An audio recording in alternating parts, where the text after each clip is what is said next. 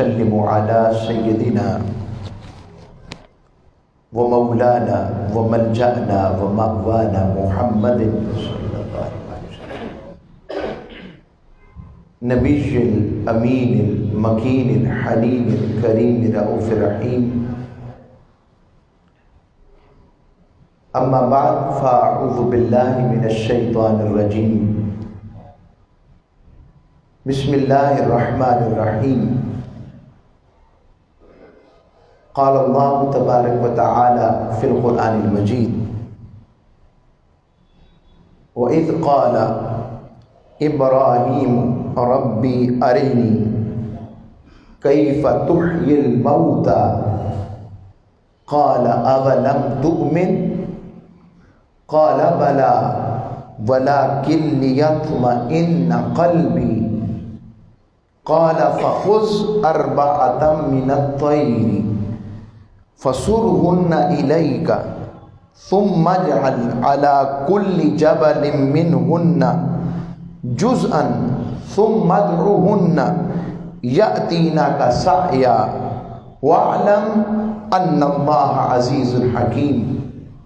وقال اللہ تبارک و تعالی فی مقام آخر یا ایہا الذین آمنوا اتقوا اللہ ولتنظر نفس ما قدمت لغد صدق اللہ مولانا العظیم وصدق رسولہ النبی الامین الکریم. اللہ رب العزت کا بے پایہ لطف و کرم و احسان ہے جس کی توفیق سے اللہ رب العزت نے ہمیں رمضان جیسی بہاریں عطا فرمائی ہیں، اور آج 10 رمضان مبارک، رمضان کا پہلا عشرہ رحمت کا اختتام پذیر ہو رہا ہے. اور 10 رمضان المبارک ویسے تو سیدہ خدیجہ الکبریٰ کا یوم وصال بھی ہے. وہ سیدہ جو رمز شناسہ مصطفیٰ تھیں، عاشقہ مصطفیٰ تھیں، اور حضور علیہ السلام سے بیوی بھی تھیں اور عاشقہ بھی تھیں. ایسا کم ہوتا ہے کہ دونوں ہی ایک دوسرے کو مانتے ہوں. عمومی طور پر ایسا، کیونکہ بے تکلفی زیادہ ہوتی ہے نا میاں بیوی کے رشتے میں، تو ایک دوسرے کو ماننا مشکل ہوتا ہے. مگر باری جاؤں سیدہ خدیجہ پر، ایسا مانا اور حضور نے بھی ان سے وفا کی حد کر دی. میں نے کہا یہ 2-4 جملے پھر سیدہ کی شان میں ہو جائے نا، ام فاطمہ کے نام ہو جائیں، سیدہ کائنات. جن کی بیٹی سیدہ کائنات ہے تو ماں کیسی ہوگی؟ ماں کیسی ہوگی؟ اتنا سمجھیں کہ ایک روایت سے بات کو پھر میں موضوع پر لے آؤں گا. سیدہ عائشہ صدیقہ کائنات، جن کی اپنی شان یہ ہے کہ حضور علیہ السلام اور وہ اگر ایک ہی لحاف میں، ایک ہی چادر میں، ایک ہی کمبل میں ہوتے تو رب وہی کرنے میں رکتا نہیں تھا. جن کی اپنی شان یہ ہے، یعنی اللہ کریم ان پر آقا علیہ السلام بھی وہی کر دیتا تھا. اب انہوں نے ایک دن جب سیدہ خدیجہ الکبریٰ کا اتنا ذکر سنتے تو ایک دن جوش میں آ گئے. کہا یا رسول اللہ، آپ کیا ہر وقت ان بوڑھی اماں جی کا ذکر کرتے ہیں جن کے آخری عمر میں لال لال مسوڑے بھی نظر آتے تھے؟ آقا علیہ السلام نے سنا. آقا علیہ السلام نے ارشاد فرمایا، عائشہ آج کہا ہے یہ بات آئندہ نہیں کہنی. تمہیں نہیں پتا جب سارے میرا انکار کر رہے تھے ایک خدیجہ ہی تو تھی، باہر سے میں دکھی ہو کر آتا، مجھے میری شخصیت کو داغدار کیا جاتا، میری ساری محنت کو داغدار کیا جاتا، شخصیت کو کردار کشی کی جاتی، انکار کیا جاتا، اور جب میں گھر آتا تو وہ خدیجہ ہی تھی جو مجھے دھارس دیتی، اور جب سب لوگ مجھے جھٹلا رہے تھے نعوذ باللہ تو خدیجہ تھی جنہوں نے اول میری تصدیق کی۔ جب لوگ مال روک رہے تھے، سیدہ خدیجہ، ملیکۃ العرب کا ٹائٹل تھا، اتنا بڑا کارواں ہوتا آپ کا کہ سارے قریش کا کارواں اکٹھا کرتے تو اکیلی سیدہ خدیجۃ الکبریٰ کا جو تجارتی قافلہ ہوتا تھا وہ ان سے بھی بڑا اکیلی کا ہوتا تھا، عرب کی ملکہ، اور حضور پر اپنا سب کچھ واری کر دیا جو کچھ تھا۔ تو فرمایا اللہ نے مجھے ان کے ذریعے صاحب اولاد کیا۔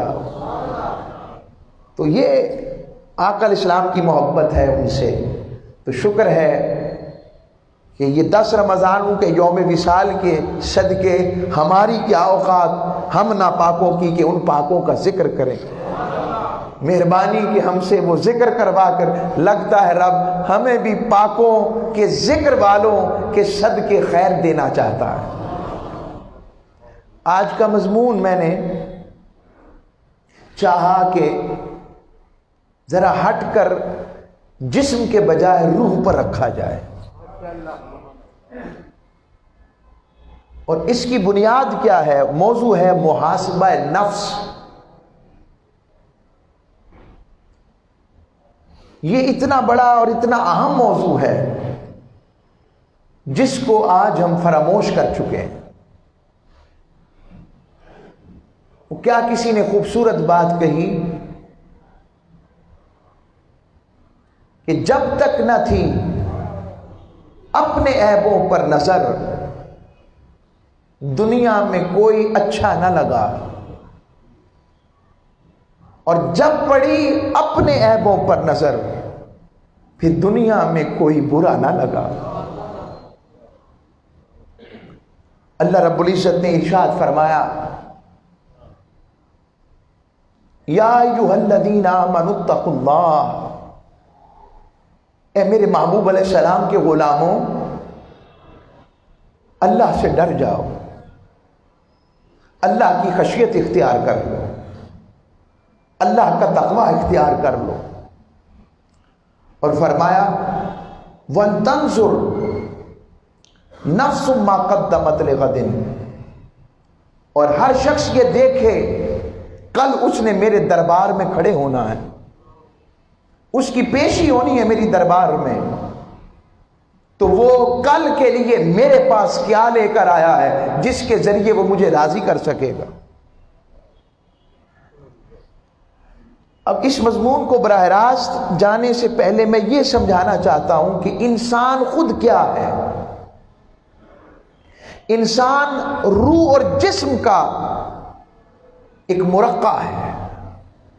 اگر جسم میں سے روح نکل جائے تو مردہ ہے، خالی روح ہو جائے تو پھر بھی روح ہے، انسان نہیں۔ روح اور جسم کو جمع کیا جائے تو انسان ہے۔ اب اللہ کی تخلیق کا کمال ہے، انسان کیا ہے؟ اللہ کی تخلیق کا کمال ہے۔ یہ ایسے ہی نہیں رب نے کہا لَقَدْ خَلَقْنَا الْإِنسَانَ فِي أَحْسَنِ تَقْوِيمٍ، کہ ہم نے انسان کو احسن تقویم، بہترین مقام پر پیدا فرمایا ہے۔ اب دیکھیں بنا کس سے ہے اور حقیقت کیا ہے۔ بنا وہ پانی سے ہے، اصل اس کی مٹی ہے۔ اب مٹی اندھیرا ہے، کثافت ہے، اور ایسا کبھی نہیں ہوتا کہ مٹی یعنی اندھیرا اور اجالا اکٹھے ہو جائیں۔ ہوتا ہے کبھی؟ دیکھیں دن آئے تو رات چلی جاتی ہے، اور رات آئے دن چلا جاتا ہے۔ انسانی تخلیق کو دیکھیں، روح اور جسم کو ملائیں تو روح کس کا نمائندہ ہے؟ نور کا، اور جسم کثافت کا۔ یہ دونوں ایک دوسرے کا تضاد ہیں، ایک دوسرے کا تناقض ہے، اختلاف ہیں، مگر اللہ کے باری جائیں جس نے اسل سال کل فخار، جس نے انسان کو ہمہ مسنون بجتی ہوئی ٹھیکری سے پیدا کیا، جس کے ظاہر کو اس نے مادیت سے تشکیل دیا، مٹی سے تشکیل دیا، مگر جب بنا لیا تو پھر فنفخت فیہ من روحی، اپنے روح کا اور نور کا چراغ اس کے اندر روشن کر دیا۔ ان دونوں چیزوں کا مجموعہ کا نام انسان ہے۔ اور پھر انسان کو دنیا کے اندر، اس دنیا کے اندر جب بھیجا تو یہاں پر جسم کو، روح کو جسم کے تابع کیا، مگر جب آخرت آ جائے گی، قبر و حشر کا معاملہ شروع ہوگا، وہاں روح جسم کے تابع نہیں ہوگی، وہاں جسم روح کے تابع ہوگا۔ اس لیے اسی آزمائش کے لیے دنیا میں بھیجا کہ کون جسم کو بھی روح کے مطابق کرتا ہے، یہ نہیں کہ روح کو جسم کے مطابق کر لے۔ اگر اس نے اپنی روح کو جسم کے مطابق کیا تو یاد رکھنا، اگر جسم کی خوراک کھانا ہے تو روح کی خوراک بھوک ہے، اگر جسم کی خوراک مادیت ہے تو روح کی خوراک غذائیت، اللہ کا ذکر اور اللہ کی بارگاہ کی محبت ہے۔ اب یہ بھی بتاتا ہوں، جسم ہے یہاں کا، اور آپ کو روح کا پتہ بھی دیتے ہیں کہ میں اتنی روح کی بات کیوں کر رہا ہوں۔ پتہ ہے روح کہاں کا نمائندہ ہے؟ روح کس کا ہمسایہ تھی؟ روح ہے مالا اعلیٰ کا پرندہ۔ مالا اعلیٰ عرش کے قریب ایک مقام ہے جہاں پر کوئی اور نہیں، رب کے اپنے جلووں کی خیر وہاں بٹتی ہے، یہ روح تھی۔ اور جسم اس دنیا کا ہے، رب نے اس دنیا کی مخلوق کو، پرندے کو جو رب کی قربت والی تھی، میت والی تھی، اسے جسم کے ساتھ جوڑ دیا۔ اس لیے جوڑا کیونکہ ہم نے وعدہ کیا تھا، جب رب نے پوچھا الست بربکم، کیا میں تمہارا رب نہیں ہوں؟ ہم سب نے کہا قالوا بلا، مالک کیوں نہیں؟ فرمایا آؤ پھر اس آزمائش کے لیے یہ بات ہے، لیبلوکم ایکم احسن عملا، کہ اس نے موت و حیات کو اس لیے تخلیق کیا ہے تاکہ آزمائے کہ تم میں سے کون اس کا وفادار رہتا ہے، اس کے محبوب کا وفادار رہتا ہے، اور کون اس کے رستے سے ہٹ جاتا ہے۔ اور اس آزمائش کے لیے اس نے انسان کو اس جسم پر اور روح کے اندر مرکب بنا کر بھیجا، اور پھر اس جسم اور روح کی خاصیت کے ساتھ یہ بات بھی سمجھے اس نے نفس عطا کیا۔ ابھی ہم اس کے بارے میں بہت کچھ سنتے ہیں، نفس کیا ہے، میں ڈیٹیل میں نہیں جانا، سمجھا بس موٹی موٹی بات۔ نفس کچھ کہتے ہیں یہ روح کا ہی دوسرا نام ہے، کچھ کہتے ہیں نہیں، نفس اصل میں دل کے اندر ایسی کیفیت ہے اور ایسی شے ہے کہ رب نے اسے مادیت اور روح اور جسم کے سنگم پر رکھا ہے۔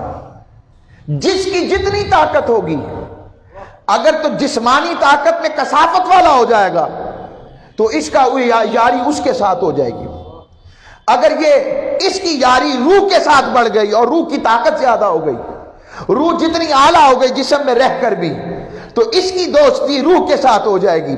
تو جس کی سنگت والا نفس ہوگا ویسی ہی اس کے اثرات ہوں گے، ویسی ہی شخصیت ہوگی۔ اگر تو جسم کی کثافت والا ہوا تو پھر اس کے اندر لالچ ہوگا، حسد ہوگا، بغض ہوگا، کینہ ہوگا، تکبر ہوگا، رونت ہوگی، جھوٹ ہوگا، دجل ہوگا، فریب ہوگا، میں کا بت ہوگا۔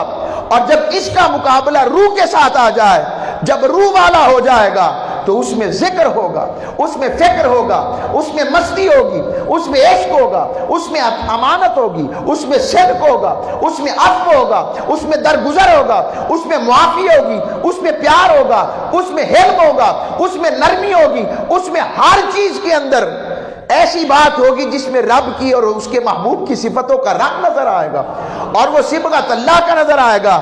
جب ان دونوں کے اندر، جب اس کی دوستی ادھر ہوگی تو رنگ یہ والا اپنا لے گا، اور جب دوستی یہ والی ہوگی تو اس کا رنگ یہ والا چڑھ جائے گا۔ رب نے رمضان رکھا اس لیے ہے کہ 11 مہینے تو جسم کے ہو جائیں کوئی بات نہیں، مگر 12واں مہینہ رمضان کا اس لیے رکھا ہے روزے کے ذریعے، قیام اللیل کے ذریعے، تراویح کے ذریعے، ذکر الہی کے ذریعے، درود پر مصطفیٰ کے ذریعے، آقا علیہ السلام کی محبت کے ذریعے رب چاہتا ہے کہ انسان کی روح اتنی طاقتور ہو جائے کہ اس کی تیاری مجھ سے ملاقات والی ہو جائے۔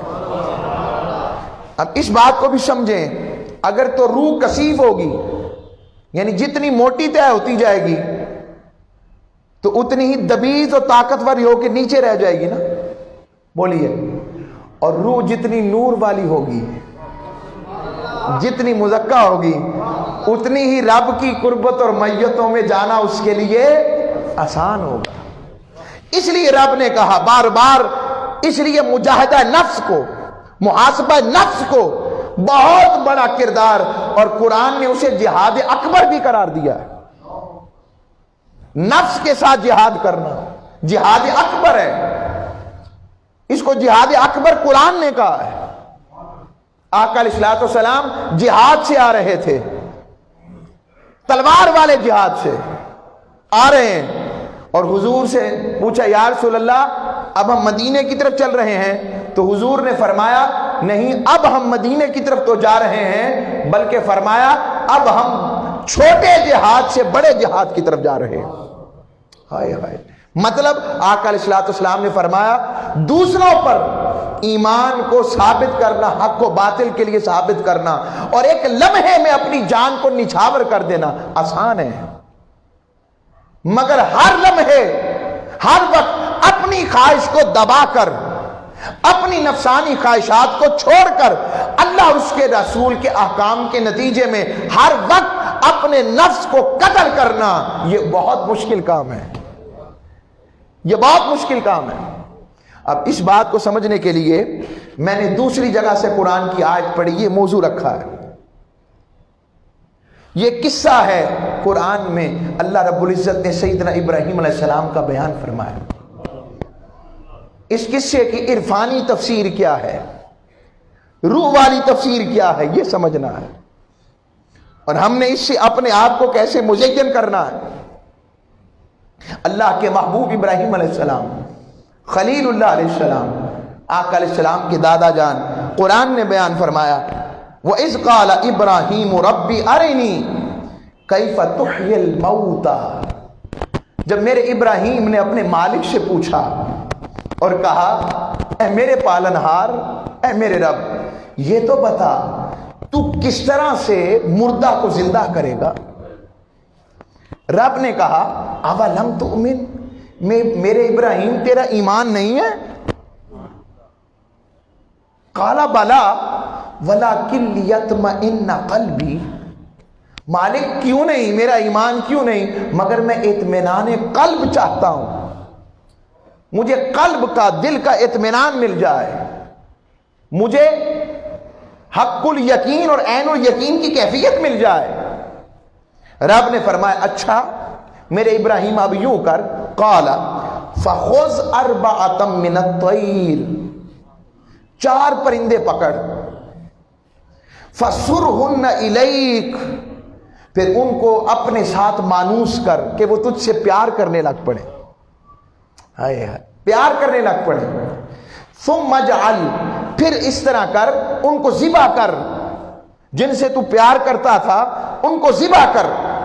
ثم اجعل علی کل جبل منہن جزءا، اور ان کا ایک ٹکڑا، ایک ایک ٹکڑا مختلف پہاڑوں پر رکھ دے۔ اور یہ بھی آتا ہے شرح تفسیر کے اندر کہ ان کے گوشت ملا دے، ایک پرندے کا گوشت دوسرے پرندے کے گوشت سے ملا دے، اور ان کو ٹکڑے ٹکڑے کر کے مختلف پہاڑوں پر رکھ دے۔ اب فرمایا ثم ادعوہن، پھر انہیں اپنی طرف بلا، یاتیناک سعیا، وہ تیری طرف دوڑتے چلے آئیں گے۔ اس سے ایک بات پتہ لگی، ایک جملہ سمجھ لگا، رب اپنے نبیوں کو بے اختیار نہیں بناتا۔ اگر پرندے ذبح ہو کر اور ندائے ابراہیم علیہ السلام کے بلانے پر آ سکتے ہیں، کیا ان کے بلانے پر آ سکتے ہیں، تو رب نے یہ اختیار اپنے محبوبوں کو عطا فرمایا ہے کہ وہ مردوں کو زندہ بھی کر سکتے ہیں رب کے اختیار سے۔ اب یہ ایک مضمون علیحدہ آ جائے گا، میں نے اشارتاً بات کر دی۔ فرمایا وَعْلَمْ أَنَّ اللَّهَ عَزِيزٌ حَكِيمٌ، اور جان لے اللہ بڑی حکمت والا ہے۔ اس میں جو پہلا نقطہ وہ نصیب ہوا وہ یہ، اللہ رب العزت نے جسموں کو منتشر کر کے اور پھر انہیں کھڑا کرنے کی بات اس لیے کی تاکہ یقین ہو جائے جو رب تب زندہ کر سکتا ہے وہی رب اپنی شان قدرت کے تحت میدان حشر میں، حشر کے دن انسان کو پھر سے زندگی عطا کر کے اپنے حضور کھڑا کر لے گا۔ دوسرا یہ سمجھایا کہ پیغمبروں کی دعاؤں سے مردہ زندہ ہو جاتے ہیں، اور اس کے اندر ایک نقطہ ہے وہ یہ ہے کہ مردہ صرف انسان تو نہیں دل بھی ہو جاتے ہیں۔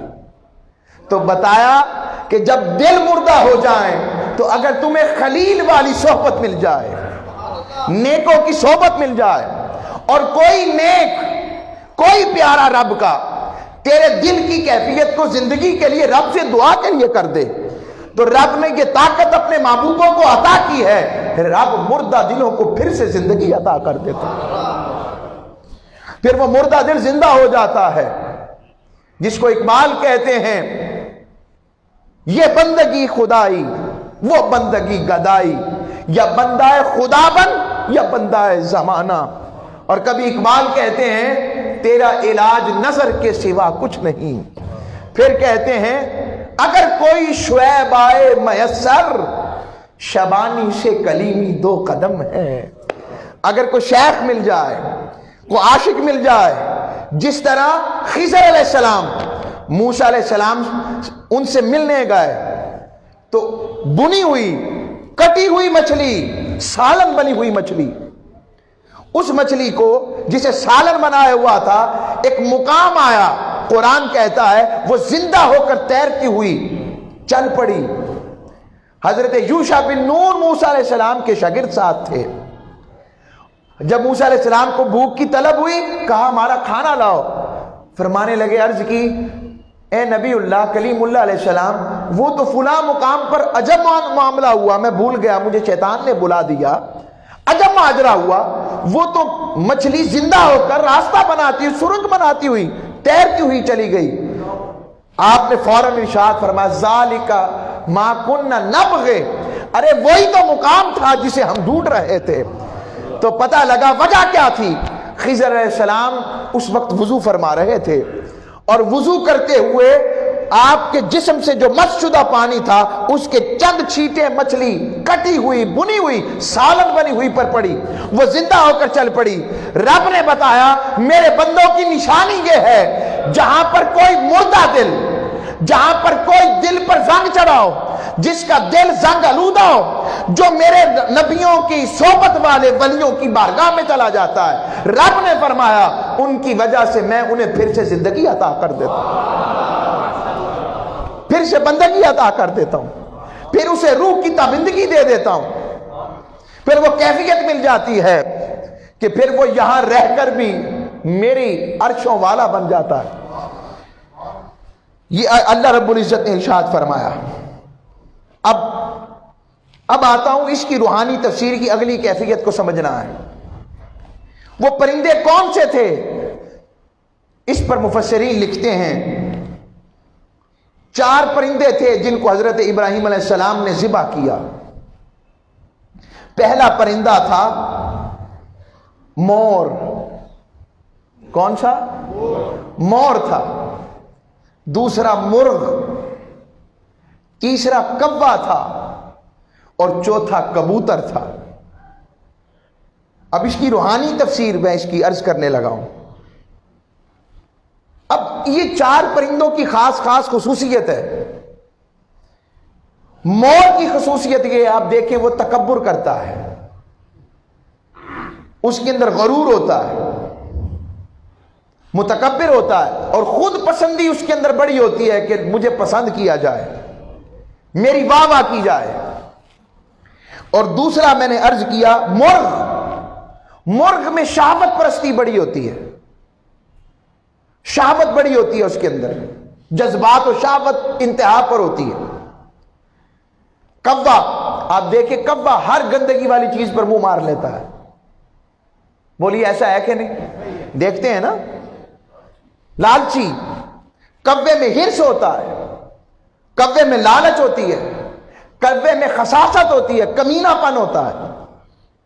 اور کبوتر جو ہے بڑی جلدی مایوس ہو جاتا ہے، اپنی آنکھیں بند کر لیتا ہے، اجلت پسند ہوتا ہے، اور اس کے اندر جل طلبی ہوتی ہے۔ یہ 4 صفات ہیں 4 پرندوں کی۔ یہ کیا ہیں؟ 4 صفات ہیں 4 پرندوں کی۔ ابراہیم علیہ السلام کو کہا ان 4 پرندوں کو پہلے قریب کرو، اور پھر اپنے ابراہیم کو کہا ابراہیم اب انہیں ذبح کر دے۔ ابراہیم علیہ السلام نے کیا کیا؟ اب ہر ایک پرندہ انسان کے خصلت کا نمائندہ ہے۔ مور عقل کا نمائندہ ہے۔ عقل کیا کہتی ہے؟ تجھ جیسا کوئی نہیں، تیرے جیسا کون ہو سکتا ہے؟ یہ عقل ہے۔ اور دوسرا نفس کا نمائندہ وہ مرغ ہے، جس میں انسان نفس اور شہوت پرست ہو جاتا ہے، رنگینیاں اسے پسند آتی ہیں، شباب اور مختلف چیزیں پسند آتی ہیں۔ انسان جب جوانی میں ہوتا ہے، وہ ہمارے بزرگ بتایا کرتے ہیں جوان تو وہ ہوتا ہے ہوا سے بھی لڑ جائے، اس کے جذبات جوان ہوتے ہیں، اس کی نوخیز باتیں، وہ اپنی طاقت کو سب کچھ سمجھتا ہے، شہوت پرست ہوتا ہے۔ اس شہوت کی وجہ سے وہ سمجھتا ہے میں جو کروں مجھے کون پوچھنے والا ہو سکتا ہے، میری کیا جرت کہ مجھے کوئی ہاتھ لگا سکے۔ یہ نفس کی خصوصیت ہے، اور اس کے لیے مرغ ہے، مرغ نمائندہ ہے۔ تیسرا آ جاتا ہے جو میں نے عرض کیا کوا اصل میں قلب کا نمائندہ ہے، یعنی دل میں اگر ہرس آ جائے، میل آ جائے، تو سمجھ لیں ہمارے اندر خصوصیت جسمی اور حیوانی آ گئی ہے۔ اب آ جائیں چوتھا پرندہ جو کبوتر ہے، اس کی سفیدی، یہ اصل میں روح کا نمائندہ ہے۔ بات آگی سمجھ میری؟ اب میرے ساتھ سے ذرا دہرائیں اس کو، میں نے آپ کو یاد ہو جائے چیزیں۔ یہی خانقاہی طریقہ کار تھا، یہی تصوف ہے، یہی تصوف ہے کہ لوگوں کو پتہ لگ سکے کہ قرآن کس طرح سے کھول کھول کر ہماری روح و نفس کی بات کر رہا ہے۔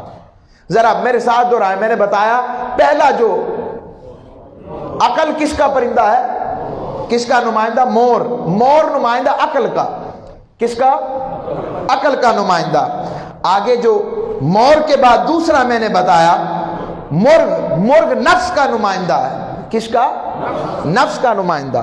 تیسرا آ جائیں قلب جو ہے کوا قلب کا نمائندہ ہے، اور کبوتر جو ہے یہ روح کا نمائندہ ہے۔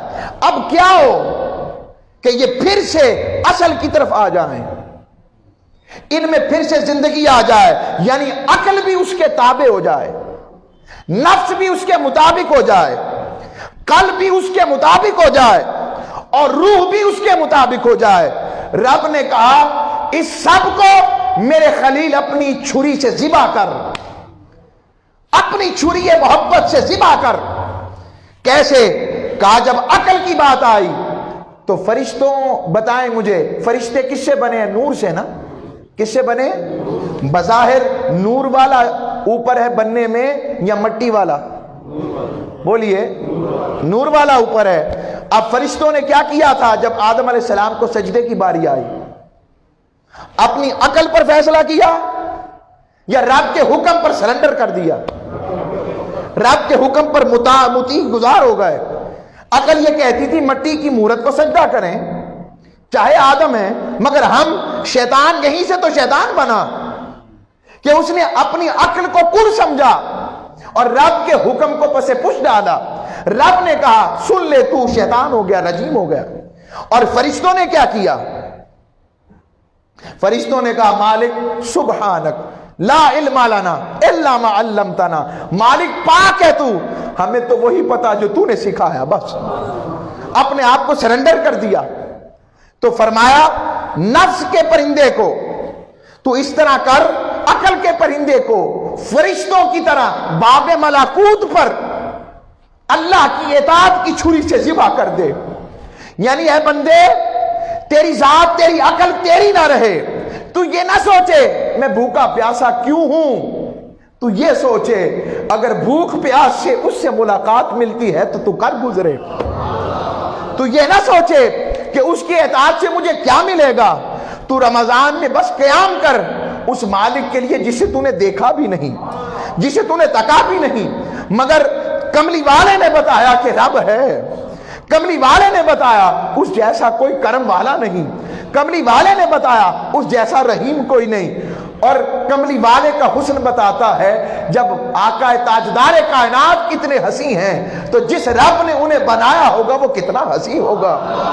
اس اطاعت کے ساتھ اس کی اطاعت گزاری والا بن جائے کہ وہ مجھ سے راضی ہو جائے.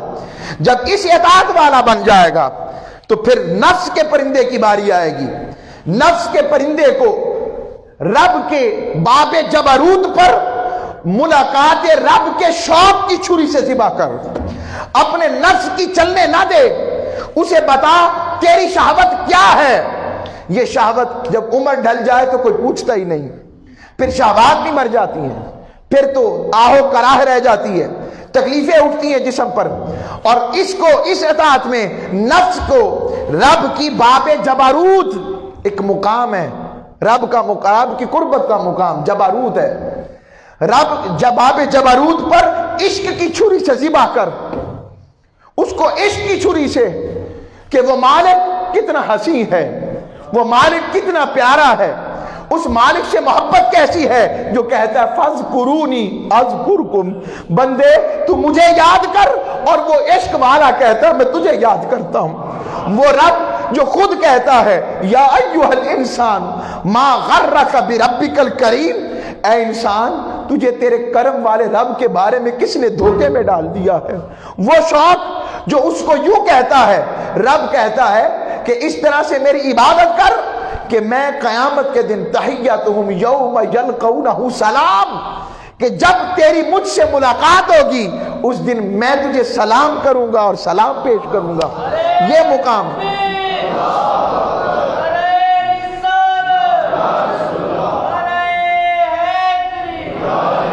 اب آئیں پھر آ جائیں قلب کا پرندہ آ گیا. توجہ رہے, قلب کا پرندہ بن گیا. اور قلب کے پرندے کو لاہوت, جس کو کیا خوبصورت علامہ اقبال نے بتایا, اے طائر لاہوتی. یہ لاہوت کیا ہے, یہ ہمارے والا نہیں ہے. لاہوت رب کی قربت, اس کی مائیت کے پتوں میں سے ایک پتہ ہے.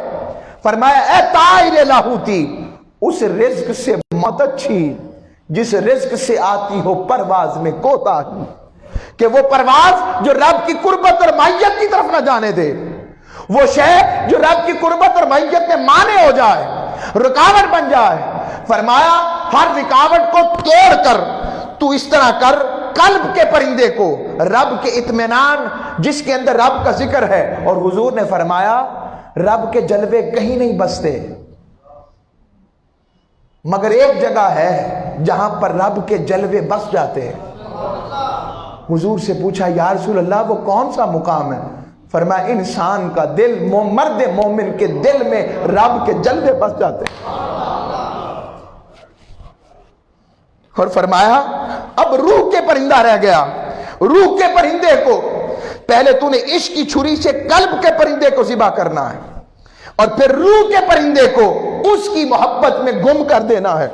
اور باب احدیت پر بندگی کی چھری سے کہ بندے کا کیا کام کہ وہ اپنے مالک کے سامنے کھڑا ہو سکے, اس کا کیا مقام اس کے سامنے چون و چرا کر سکے, اس کی کیا مقام. حضرت ابراہیم بن ادم رب کے عاشقوں میں سے عاشق ہیں. وہ ایک غلام خرید کے لائے,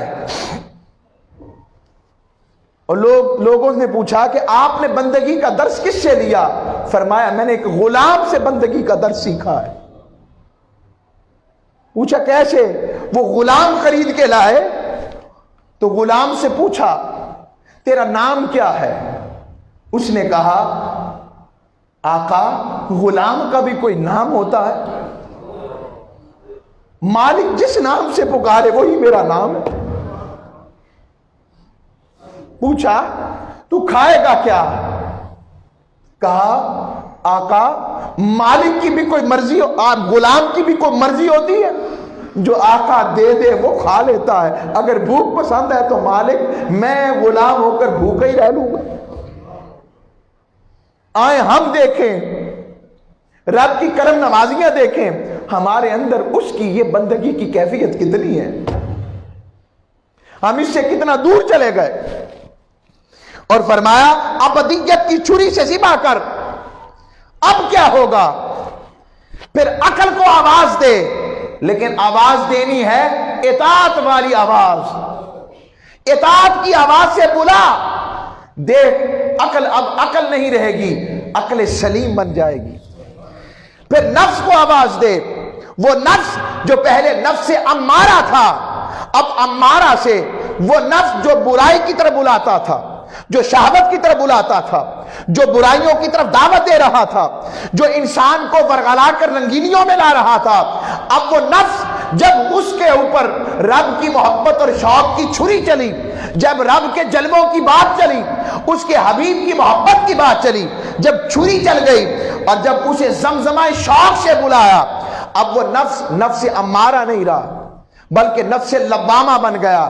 نفس لوامہ نہیں رہا، لوامہ وہ ہوتا ہے، وہ نفس ہوتا ہے جو کہ ملامت کرنے والا ہوتا ہے، یعنی گناہ کرے تو انسان کو ملامت کرے، اور پھر ملامت سے اگلا نفس ہوتا ہے نفس ملہمہ، وہ نفس ہوتا ہے جو انسان کو نیکی کی طرف جوڑے رکھتا ہے۔ پھر اس سے اگلا نفس ہے، وہ نفس مطمئنہ ہے، یعنی انسان اطمینان والا ہو کر ہر طرح سے خیر والا بن جاتا ہے۔ اور مطمئنہ سے اگلا نفس راضیہ ہے کہ بندہ اپنے رب پر راضی ہو جاتا ہے، اور اس سے اگلا نفس مردیہ ہے۔ نفس راضیہ یہ تھا کہ رب راضی ہو جائے، اور نفس مردیہ یہ ہے کہ رب بندے سے پوچھے بتا تیری رضا کیا ہے۔ بندہ مرتضی بن جاتا ہے، بندہ نہیں رہتا، بندہ مرتضی بن جاتا ہے۔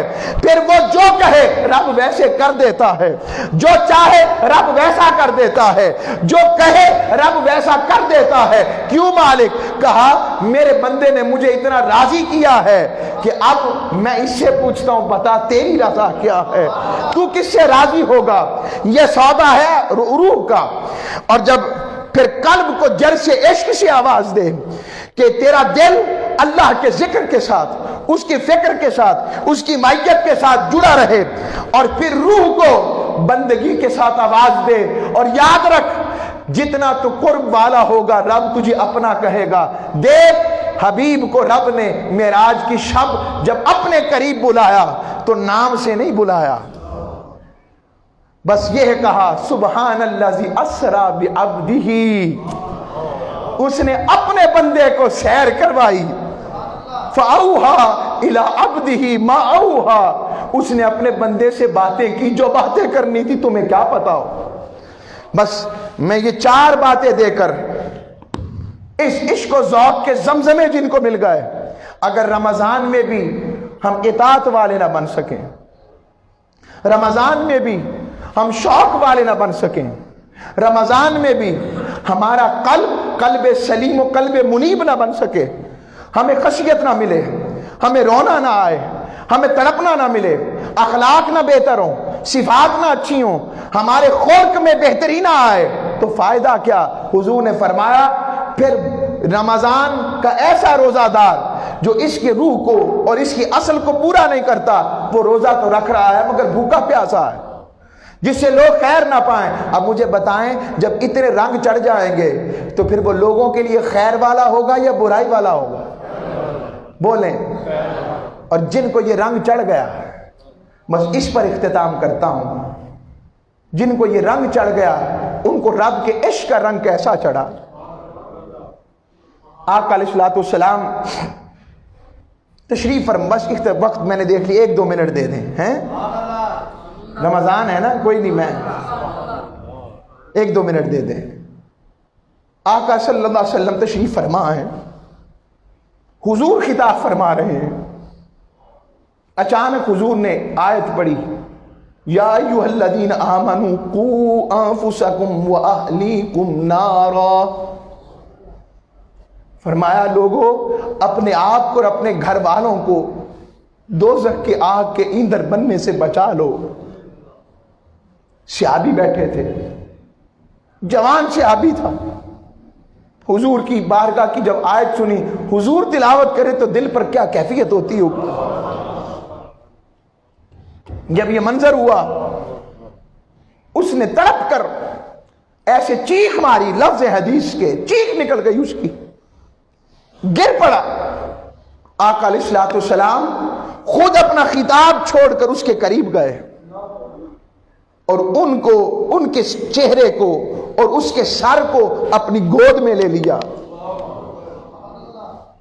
مجھے اس حدیث نے بتایا جو محبوبوں کے لیے جتنا تڑپنے والا ہوتا ہے، آج ہم بھی اپنی زندگیوں میں دیکھیں کتنے ہیں جنہیں رب کے ذکر سے رونا نصیب ہوتا ہے۔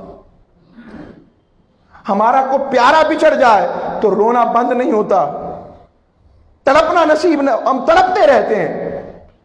تو رب سے ملاقات کے لیے تڑپنا کہاں ہے؟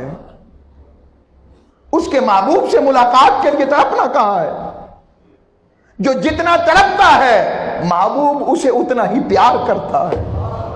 آقا علیہ السلام نے انہیں اپنی گود میں لیا اور گود میں لے کر آقا علیہ الصلوۃ والسلام نے اپنا دست رحمت ان کے سینے پہ رکھا، اور جیسے ہی رکھا اس نے تھوڑی دیر بعد آنکھیں کھولی۔ حضور نے پوچھا کیا حال ہے؟ عرض کی یا رسول اللہ ٹھیک ہوں، یہ بتائیں وہ پتھر کیسا ہوگا؟ وہ پتھر کیسا ہوگا جو جہنم کا ایندھن ہوگا؟ آقا علیہ السلام نے فرمایا کافی نہیں؟ تمہیں دیکھ لیا کافی نہیں؟ فرمایا نہیں یا رسول اللہ بتائیں تو صحیح۔ فرمایا وہ پتھر ایسا ہے، ایک چھوٹا سا پتھر بھی دنیا کے سخت ترین پہاڑ پر رکھ دیا جائے تو اس کی طاقت اتنی ہے کہ وہ پہاڑ ریزہ ریزہ ہو جائے۔ بس یہ سننا تھا، چیخ ماری اس صحابی نے اور جان کف سے انصری پرواز کر گئی۔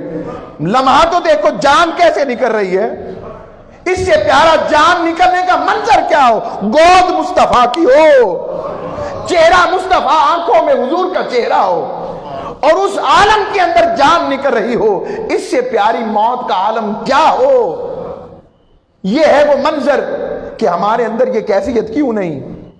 آج ہم ظلم کی طرف ہیں، ہم نفس کے اتنا شکار ہو گئے کہ ہمیں گناہ نہیں لگتا۔ اس لیے اس کیفیات کو سمجھیں، ورنہ رمضان گزارنے کا فائدہ نہیں۔ اللہ ہم سب کو عمل والا رکھے۔ وما علیہ الا البلاغ۔